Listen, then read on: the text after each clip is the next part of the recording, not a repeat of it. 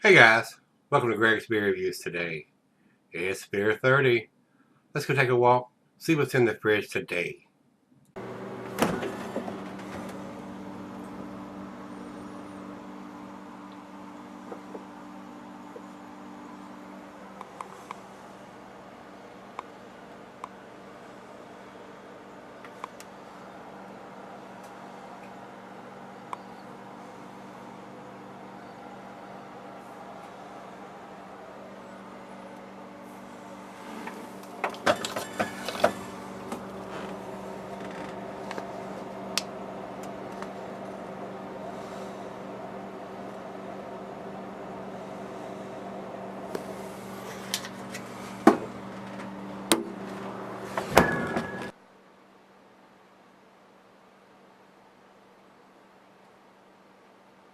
Hello everybody, thanks for stopping by today. This is a beer that I'm pretty damn sure is going to be awesome. Uh, this was sent to me by Parrish, my brother in beer in California, another brother from a different mother. Damn good friend of mine that sends me some awesome beers from California, guys. He is he's a top-notch subscriber, and I do consider him a friend and a brother of great beer. Parrish, thanks again for sending me this. This is Port Brewing's Older Viscosity. I haven't done this particular version. I did the old viscosity, but I haven't done the older viscosity. And what this is, that's 100% bourbon barrel aged strong ale, according to rate beer. This is the oak aged beer, which makes up the oak aged portion found in our old viscosity. This is aged in Heaven Hill bourbon barrels for 6 months. And I know this probably was a pricey beer. Anytime you see a corked and caged small bottle, I got a feeling this was a very expensive beer to buy, and the reason they charge that kind of price when they brew something like this, and like I said, they probably did the old viscosity, and then they put it in a bourbon barrel and they set it over, depending on how many barrels it takes to bottle that particular version. They set it over, and they may have one barrel, 2, 10, 15, 20 different barrels to age the batch that they're going to bourbon barrel age in this particular version, and it takes up space there, and it sits there according to this for 6 months in those barrels before they bottle it.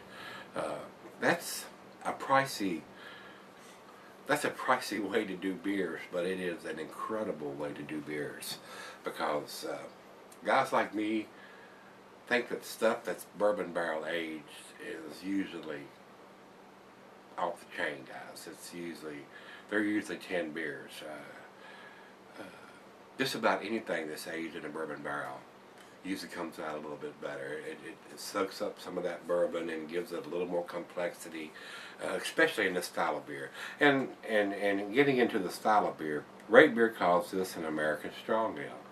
Beer Advocate calls it an American Double or an Imperial Stout. This is a 12%er. There is a little bit of differences between the styles, between the strong ale and a stout. I mean, a strong ale is usually not pitch black. Usually they're a little bit on the ruby redness color category and not quite pitch black, but a lot of times bourbon barrel aging that kind of beer will darken the beer up a little bit from what it is absorbing from the barrels. And depending on whether it's a fresh bourbon barrel or not, or something that's been reused several times to age some beers, will determine how much bourbon that it has. I mean, if they've reused the barrel multiple times, you get less and less bourbon characteristics of that. If it's the fresh bourbon barrels, it's usually pretty damn intense. So let's see what this one brings. I mean, it's Port Brewing does some awesome beers, guys. They really do. They make the Lost Abbey beers, and just about all of them are off the chain. They are to die for, as far as I'm concerned. They are pretty freaking tasty. Let's see what this one does. This is not part of the Lost Abbey series. This is Port Brewing's Older Viscosity. I don't think there's anything else I need to talk about. I've already given you the commercial description, the food pairings for this style of beer, and the American Strong Ale version, which is what Beer Advocate says it is. Food pairings, it doesn't have cuisine listed, but it has the cheeses listed: buttery brie, Gouda, Havarti, Swiss, and it says it goes well with your chocolate dishes. Well, I'm not aware of a whole lot of strong ales that go with your chocolate. There are some dark fruit notes in the strong ales and stuff, but usually that style of beer is reserved for your stouts and your porters to go with your chocolate. So everything has some chocolate-esque notes in this beer, whether it's a strong ale or whether it's a stout. We're going to pour it in the glass, and I'm going to give you my opinion of what it is, whether I think it's a strong ale or a stout. Meat is beef, smoked meat, game, and grilled meat. Glassware pint, Becker, tumbler, snifter, oversized wine glass. I got the double glass for this one, guys. And it says can be sold for long periods under proper conditions. Being a 12%er, absolutely, no matter what style it is, whether it's a strong ale or whether it's an imperial stout, a 12% beer is going to keep for 5, 10, 15, even 20 years if you sell it correctly. So I don't think there's anything else we need to talk about. So let's get the cage and the cork out of this puppy and get it into the glass. Harrison, little note on this one. He says, sorry in advance, the date smudged off, but I was able to read it. 2014 is the year. That is all the information we need on an imperial stout or a strong ale. We just need that year just to know when it was put in the bottle in case we want to cellar it or keep it, or just to know that information. That's a 2014 edition, that's a 2012 edition, that's a 20 whatever edition, that we'll know when we do decide to drink it how old the beer is. Common sense, common courtesy, common decency as far as I'm concerned. So, and like I said, a lot of guys have told me to hold the cork and twist the bottle instead of trying to twist this little cap. So I got more strength in my right hand. I'm a right-handed guy. Let's twist the bottle. Here we go. You ready for a pop? Wow. Wow, big pop, a lot of smoke out of that. 12% down the center. Not pitch black coming out of the bottle. I can see some red rubiness through there. Down the center. Not a fast pour. We're going to do it kind of slow here. But we are going down the center.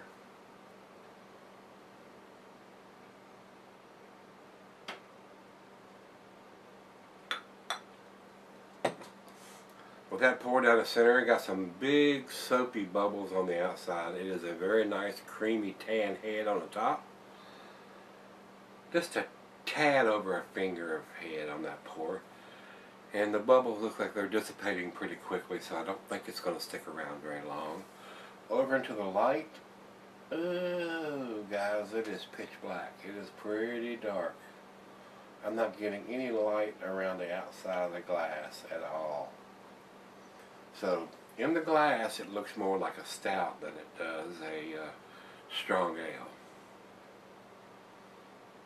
Good looking beer, though.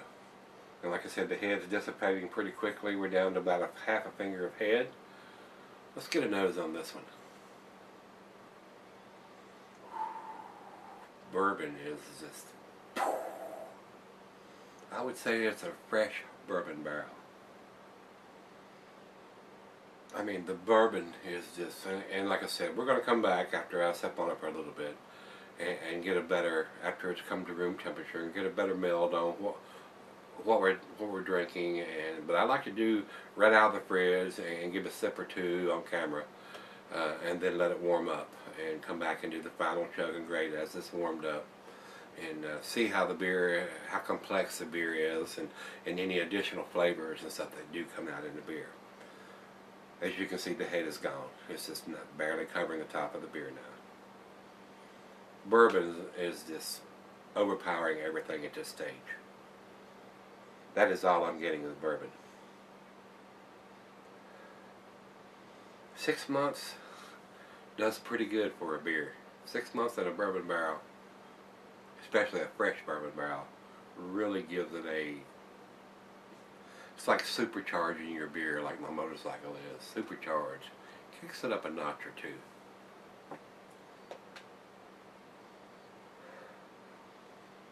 Maybe some hint of some dark fruit in there, but the bourbon is so overpowering at this stage. Very sweet smelling.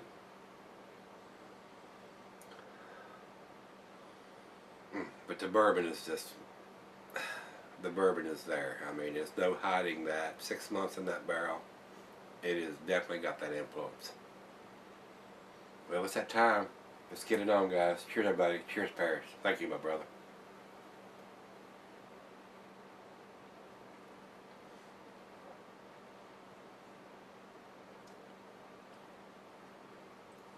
Wow. Wow.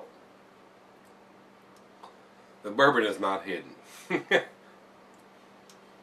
From the bourbon, I'm getting some woodiness, some oakiness, some coconut, some vanilla.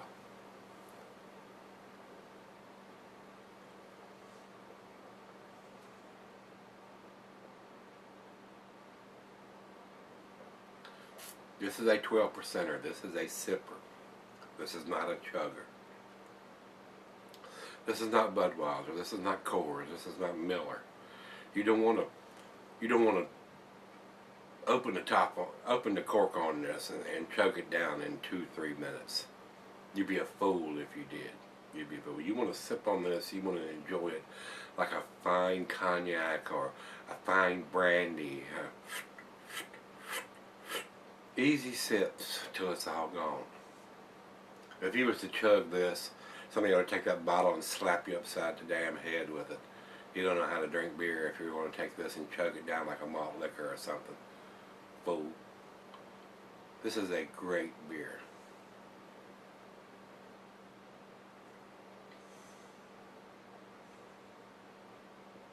But right now, the bourbon is overpowering everything. So we're going to let it breathe.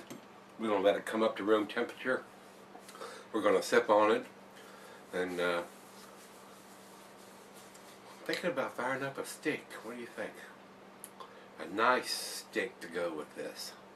Guys, I promise you, I'm going to do a cigar and a beer review combined before too long. Probably when I come back from Florida. I'm getting ready to take a 2-week trip to Florida on the 16th of April.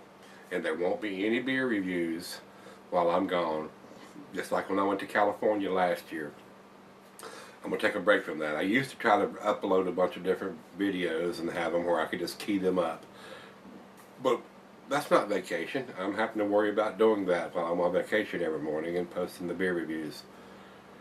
I'm going to take a 2-week break starting on the, I'll probably post something on the 16th before I leave.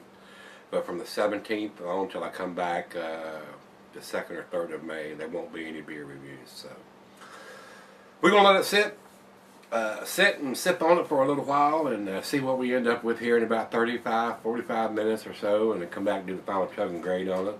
Let her taste this. She loves the bourbon barrel aged beers as well as I do, and we'll find out where this ends up. But right now, pretty damn impressive, but I'm not going to give any kind of grade right now because the bourbon is overpowering everything. So let's let it warm up and I'll come back and do the final grade and chug. Alright guys, I'm back. I've been sipping on this about 45 minutes or so. It's up to room temperature now, as all my beers are. I always, no matter what the beer is, I always let it come up to room temperature when I come back to the final grade and chug. Unless it's some kind of lawnmower beer or something with a very low ABV lager or something like that. And then I kind of like those kind of chilled and stuff. I don't sip on a lager for 45 minutes or so. There's no reason to. I mean, lagers are best enjoyed when they're chilled, but the IPAs and the double IPAs and the stouts and imperial versions of whatever are usually let to come up to room temperature when I come back and do the final chug. And even a lot of that, you know, the IPAs, I'll sip on them for 30 to 45 minutes before I come back and do the final grade and chug on them, just to let them come up to room temperature and see if anything changes in the beer as it warms up. So, and ales, I can do that with, but a lot of lagers, I don't want to drink a hot lager. I just don't. It doesn't appeal to me. They get very grassy, very grainy once you let them come up to room temperature. Very unpleasant taste to me. And I don't drink a lot of lagers or stuff because they don't have a lot of taste. There are some nice crafted lagers out there, especially the ones that come from Germany and places like that where they've been doing it for a long time, that don't use rice and corn and adjuncts to brew their beers. They are fairly pleasant, and I will sip on them for 30 minutes or so before I come back and do the final grade. But stuff like this, a lot of times I'll even sip on, this is a small bottle, a 12-ounce bottle. If it's a bomber or something like that, a lot of times I'll sip on it for an hour while I'm sipping on it and smoking a nice cigar to go with it. Just to let it come up to room temperature and see how things come together and how complex the beer is at room temperature. Because that's basically the temperature you should drink these style of beers. A lot of the guys won't even, they'll chill them and then they'll take them out of the fridge. A good friend of mine, Dave, does this, and he'll let them sit out on the counter for 45 minutes or an hour or so before he even opens them up and does the review on them. I like to taste them chilled, and then I let them warm up to room temperature. Just about all the beers that I do, guys, I always do that. I mean, I let them come up to room temperature before I come back here and do the final chug and grade, just to see how different the beer is on the final chug and as it comes up to room temperature. And they do change. They do. They get some of the bourbon will go away, especially on a beer like this. The bourbon's still there, but some of the other characteristics of the beer come out a little bit more intense. So let's do the final chug on this one. This one is room temperature. The bourbon is still there. I mean, there's no hiding that. 6 months in that barrel. If the bourbon is off the damn chain, guys. It is. Even here, 45 minutes, 50 minutes into this beer, the bourbon is still the most predominant smell that I'm getting.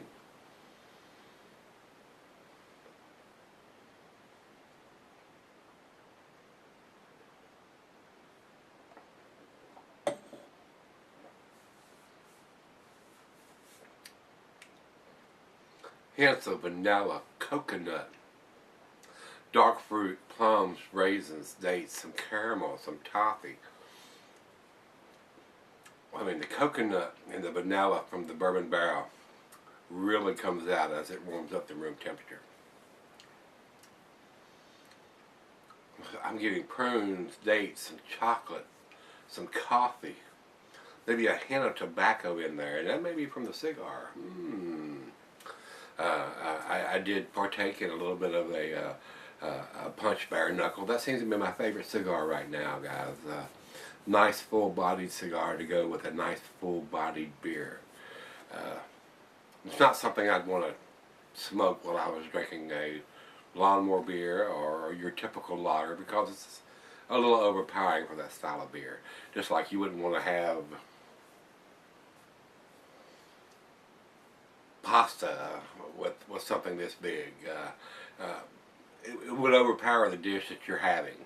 And if you're trying to match something up with a dish that's for dinner, you'd want something a little more hearty, beef stew, steak, or something that's got a little bit bolder flavor to match up with the bold flavor this beer is going to have. So, to me, this is more in line with a stout than it is with a strong ale. I'm getting more of those characteristics in this beer than I am with a strong ale. But it is damn tasty. It is awesome beer. To me, guys, it's a 10 beer. It is a 10 beer. We've been on a roll here. We've got, I think this is the third beer in a row that we've got a 10 from. So, Port Brewing does some really, really tasty stuff. Some of their average beers are, I'm going to say they're average, but some of their go-to beers, if you will, some of the lower priced beers are decent. I mean, I don't think I've had a bad beer from these guys, but they're not 10s or 11s in the scale. This one is. This one is. Like I said, a lot of times when you see that cork and cage, and then you read that it's been in a bourbon barrel for 6 months, it's going to be pretty intense. It's more or less like a final beer of the evening, and that's what this is for me. I'm done. Once I've had something that's a 12% alcohol beer, I don't need anything else. And I still keep seeing this little bit left in there. We can't do that.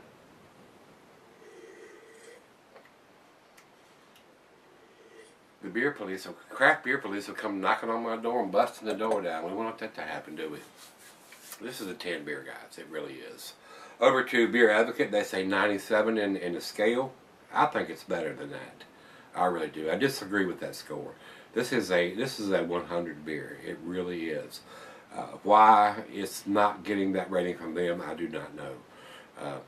A lot of the craft beer reviewers, unless it blows their hair off or their socks off or anything, or their clothes off, and they're sitting there naked drinking the beer, they're not super impressed. It did blow my hair back. It did blow my socks off. It is pretty impressive.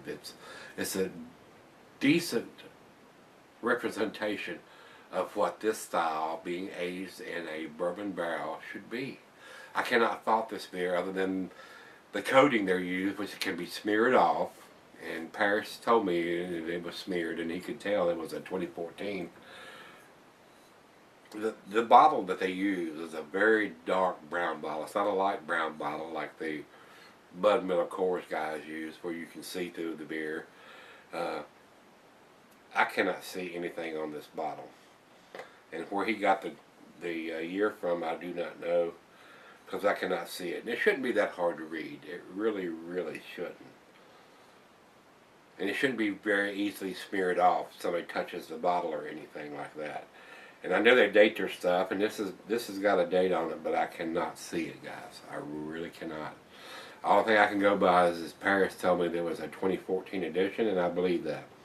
But if you're going to produce a pricey beer, which is a corked and caged bottle, I don't think you should put some kind of digitized code that can be smeared off on here.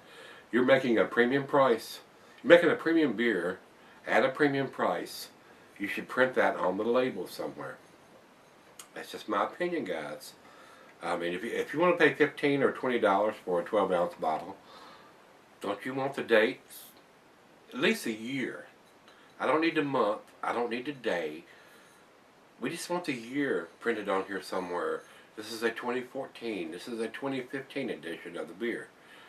And not have to get magnifying glasses or your Santa Claus glasses out and try to find the beer. And if it's got a dark beer in it, like a porter or a stout or a strong ale that's been aged in a bourbon barrel, why do you have to hunt and seek for that? It should be right here. 2014 edition, 2015 edition, right on the label. You can afford to do that, guys. Step up to the plate. That's the only fuss I've got about this beer, that they printed something on there that can be smudged off. That's not good in my opinion. So, Port Brewery, if you can hear me, can you hear me now? Put the vintage on the label. You're making enough money on these bottles, being a cork and cage bottle, that you can afford to do that. Step up to the plate. Step up to the plate. Put the vintage on the label. That way it can't be smeared off. And it's a paper label. How expensive is that to do? I mean, I just don't understand. You're going to produce a $15 to $20 a bottle of beer and you can't afford to print a label that has the vintage on it? What the hell's wrong with you? That's the only fuss I got to say. That's enough about that. It's a great beer, guys. It is an awesome beer. It is definitely worth picking up if you're into the bourbon barrel aged versions, of whether it's a strong ale or a stout. Sometimes those lines get kind of muddied up in the water between what it is and what they want it to be. And it's up to the brewer to decide. And they can say, well, this is a imperial porter, or it's an imperial stout, or it's an American strong ale that's been aged in bourbon barrels. Really don't know. I didn't go to their website because I rarely, very rarely, go to their websites on these beers and say, I'll go to Beer Advocate and rate beer, because that's where all the comments are posted from people that drink these beers. There's no comments on the websites saying what people think about the beers. They don't allow that, and they don't want that, basically. But I think this is a great beer. It's definitely worth picking up, and I'm glad I got to try it. So Parrish, thank you, sir, for sending this one to me. Port Brewing's got it going on. They just need to step up to the plate and put a vintage year on their labels. Not something that can be smeared off on their beers, especially a pricey beer like this. If you're buying a cheap 4-pack or a 6-pack, usually the 4-packs aren't that cheap, but a cheap 6-pack or something that's an average beer, a traditional beer, or a low ABV beer, I can see why you want to save a little bit of cost there to keep the price down. But if you're producing a big monster beer like this, and you're printing some kind of smeared off code on the bottle that can be touched and smeared off, not a big fan of that. But I'm not going to detract from the beer. It is an awesome beer, guys, and I loved it. So it's a 10 for me. It's definitely a 10 for me. 97 from Beer Advocate, and over to Rate Beer. Rate Beer says it's 100 overall and 100 in the style. I agree more with that than I do with Beer Advocate. I think those numbers need to come up a little bit, but maybe there's some people feel the same way I do. Maybe they think it needs to have a vintage on the label. I don't know. Very tasty. Coconut, vanilla, dark fruit, chocolate, toffee, caramel. Maybe a hint of some coffee and tobacco in there. Very tasty. Very nice beer. I've done the viscosity, old viscosity. This is their older viscosity. Barrel aged is 6 months in the bourbon barrels. Very, very tasty. The bourbon is off the chain, guys. If you're a bourbon fan, you will love this beer. So, if you've had it, let me know what you think. And as always, guys, come back. Let's go see what's in the fridge tomorrow. Yeah. See you then.